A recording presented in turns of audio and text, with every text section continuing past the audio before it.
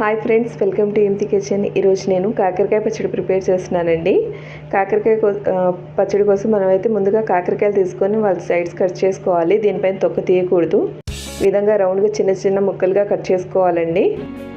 ఇక్కడ చూపించిన విధంగా మొత్తం కట్ చేసుకుందామండి.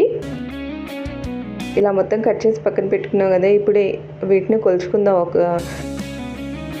మొత్తం 1 కప్ వరకు అయినాయండి. అంటే ఇవి 1/2 kg పైన ఉన్నాయి, అందుకని 1 కప్ వరకు. దీనికోసం మనం చింతపండు అయితే 75 గ్రామ్స్ అయితే సరిపోతుంది. మనం పులిహోర పేస్ట్ లాగానే మన చింతపండు అనేది ప్రిపేర్ చేసుకొని పక్కన పెట్టుకుందాం. వీటిని కూడా ఒక 2 hours వరకు ఆరబెట్టుకోవాలండి. కాకరకాయ ముక్కల్ని చింతపండు పేస్ట్ అనేది రెడీ చేసుకున్నాం కదండి. 1.5 స్పూన్ వరకు ఆవాలు, 1/2 స్పూన్ మెంతులు తీసుకొని ఫ్రై చేసుకొని ఈ విధంగా పౌడర్ చేసుకొని పెట్టుకున్నానండి. దీనికి 75 గ్రామ్స్ వరకు ఆయిల్ పడుతుంది. బాగా హీట్ అయిన తర్వాత మన కాకరకాయ ముక్కలు వేసుకొని బాగా ఫ్రై చేసుకోవాలండి. బాగా రెడ్ కలర్ వచ్చే వరకు ఇలా వేసుకొని మధ్య మధ్యలో కలుపుతూ మనం బాగా గోల్డెన్ బ్రౌన్ కలర్ వచ్చే వరకు బాగా ఫ్రై చేసుకోవాలి. ఇక్కడ చూపించిన విధంగా ఫ్రై అవ్వాలండి. ఇప్పుడు ఫ్రై అయింది కదా, మనం పక్కన తీసుకుందామండి వీటన్నిటిని. ఇదే ఆయిల్లో కొంచెం మనం తాలింపు వేసుకుందాం. పచ్చనిపప్పు 1 స్పూను, మినపగుండ్లు ఒక 1 స్పూన్ వరకు తీసుకున్న, ఆవాలు ఒక 1/2 స్పూన్, కొంచెం జీలకర్ర కూడా యాడ్ చేసుకుందాం అండి, ఒక 1/2 టీ స్పూన్ వరకు.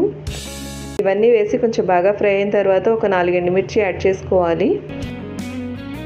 నెక్స్ట్ మనం కరివేపాకు కూడా యాడ్ చేసుకుందాం అండి.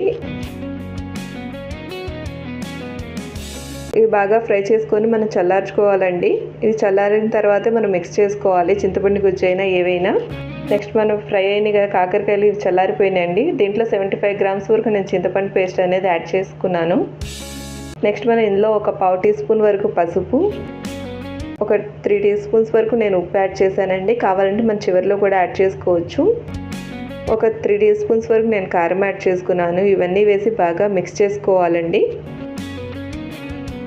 నెక్స్ట్ ఇందులో మనం తాలింపు పెట్టుకున్న పోపు కూడా యాడ్ చేసుకోవాలి. ఒకసారి బాగా మిక్స్ చేసుకోవాలండి. నెక్స్ట్ మనం ఆవు పిండి చేసుకొని పెట్టుకున్నామండి. ఆవాలు, మెంతులు అది 1.5 స్పూన్ వరకు ఆ పౌడర్ కూడా యాడ్ చేసుకొని మనం కలిపి పెట్టుకుంటే 2 days తర్వాత మనం ఇవి తినడానికి అయితే టేస్ట్ అయితే ఈ విధంగా చాలా సింపుల్గా కాకరకాయ పచ్చడి అనేది ప్రిపేర్ చేసుకోవచ్చు. Thank you for watching.